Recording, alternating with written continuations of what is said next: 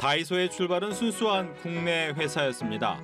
셀러리맨 출신의 박정부 대표가 1992년 아성산업을 설립하면서 시작됐는데 이후 1997년 서울 천호동에 아스코 입은 프라자라는 가게를 열며 생활용품 판매 사업에 본격 뛰어들었습니다. 2001년 일본 백엔샵을 운영하는 다이소 산교로부터 약 38억 원을 투자받게 됩니다. 하지만 이때 사명도 함께 아성 다이소로 변경한 게 일본계 업체라는 오해의 시초가 되고 말았습니다. 박정부 회장이 최대 주주인 아성 HMP가 50%가 넘는 지분을 보유했지만 일본 기업이 30% 이상의 지분을 보유하게 된 데다 대창의 일본식 발음인 다이소를 그대로 쓰면서 일본계 업체라는 인식이 강해졌습니다. 때문에 다이소는 일본 상품 불매 운동이 벌어질 때마다 일본 다이소와는 지분 투자 외에 관계가 없다며 해명에 진땀을 흘려야 했습니다. 그럼에도 불구하고 직간접적인 타격을 입어왔습니다. 하지만 이제 완전한 토종 한국 기업으로 거듭났습니다. 아성 다이소는 한국 토종 국민 가게로 거듭나기 위해 일본 기업이 갖고 있던 지분 전량을 매입하기로 결정했습니다. 최근 아성 다이소가 급성장하며 일본 다이소 산교가 경영 참여와 배당금 확대를 요구하였기 때문입니다. 그 규모가 5천억 원에 이를 정도지만 일본 리스크를 완전히 해소하겠다는 경영진의 의지 또한 반영됐습니다. 이러한 자신감에 눈에 띄는 매출 상승이 한몫했습니다. 고물가 시대에도 불구하고 지난해 무려 3조 원에 가까운 매출을 기록한 다이소. 2019년 처음으로 매출 2조 원 시대를 연 데 이어 이대로라면 연간 매출 4조 원 달성까지 가능할 것이란 전망도 나오고 있습니다.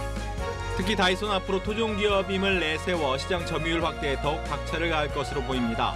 그동안 주력으로 삼은 가성비 제품들을 확대해 오프라인 사업 강화는 물론 온라인 플랫폼에 대한 투자도 본격적으로 키울 전망입니다. 지금 듣고 있는 이 곡이 방탄소년단이 지난 2017년 발매한 정규 2집 앨범에 수록된 타이틀곡으로 멤버 RM과 슈가가 직접 작사에 참여해 큰 인기를 끌었던 봄날입니다. 그런데 무려 6년 만에 다시 역주행하며 83개 국가에서 아이튠즈 탑송 차트 1위를 기록해 놀라움을 안겨주고 있습니다. 눈에 띄는 점은 크리스마스를 앞둔 연말에 최고 강세를 보이는 캐럴 장르까지 뛰어넘었다는 점입니다. 연말만 되면 전 세계 거리 곳곳에 캐럴이 울려 퍼지며 각종 차트까지 점령하는데 BTS의 봄날은 이른바 캐럴 연금이라고 불리는 팝스타 머라이어 캐리의 히트곡 What I Want for Christmas is You까지 상당히 제치고 깜짝 1위를 기록했습니다. 봄날이 이처럼 6년 만에 다시 역주행을 하는 건 BTS 팬클럽 아미 덕분입니다. 노래 봄날에 담긴 가사와 아미들의 마음이 딱 맞아떨어진 게 역주행의 비결이란 평가입니다. 봄날은 멀어진 친구와의 만남을 기다리며 희망을 잃지 않겠다는 메시지를 담고 있는데요. 그리움들이 얼마나 눈처럼 내려야 봄날이 올까라는 가사는 BTS의 완전체 활동을 기다리는 팬들의 간절한 마음을 그대로 보여주고 있다는 해석입니다. 팬들의 이러한 간절함이 곧 차트 순위 상승으로 이어지면서 또 한 번의 기적을 만들어낸 겁니다. BTS 멤버들의 전원 입대 소식에 관심을 보이고 있는 건 외신들도 마찬가지.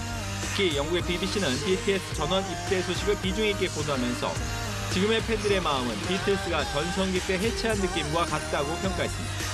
BTS의 히트곡 봄날의 가사처럼 겨울이 지나면 봄이 오듯 2025년 BTS의 완전체 활동도 예고된 상황입니다. 비록 BTS 멤버들은 군 복무를 위해 잠시 떠났지만 팬들의 이러한 그리움이 계속되는 한 어느 날 BTS 완전체를 볼 수 있는 봄날도 성큼 다가와 있지 않을까요? 은퇴할 것이냐 아니면 한 시즌 더 현역을 연장할 것이냐. 최근 추신수 선수는 고심의 고심을 거듭했습니다.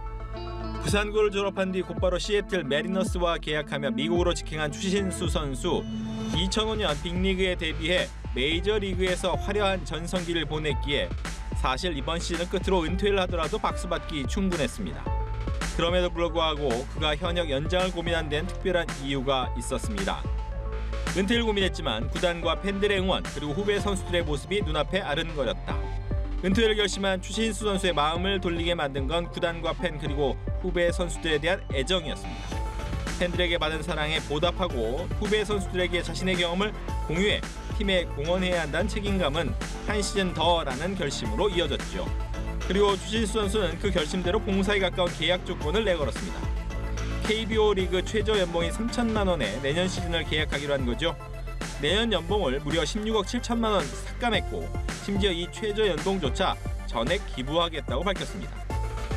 추신수 선수가 최근 3년 동안 기부한 액수는 알려진 것만 해도 24억 원.